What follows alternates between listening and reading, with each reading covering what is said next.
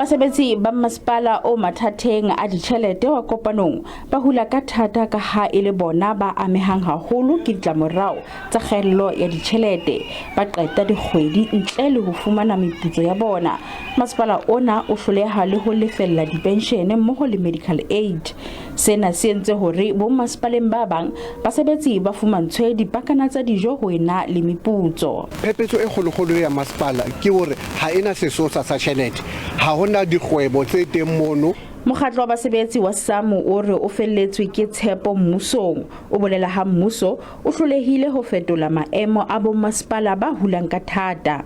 Ho ya ka rona masepala ono tlameha ho qhala ho hang ho tuba na hona masepala mo. Bothata ke hore COGTA le yona ha e re thusi ka nnete bua nnete. Mmuso o re o keke wa tswela pele ho fa bo masepala ditjhelete ka mehla ha ba hloleha ho etsa lekeno. Masepala ka mong o lokela ho ba boemong ba hore a kgone ho ba le lekeno kapa kuno e etsang hore a kgone ho patala dintho tse qosehang hore a di patale kgwedi le kgwedi.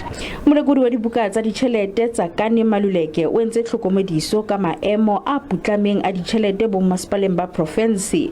O hlalositse hore ba hloleha ho ikamahanya le molao le hore ba ka sehlohong ba hloleha ho nka dikgato ho rarolla maemo ana. Makgala Masiteng, SABC News, Tromsburg.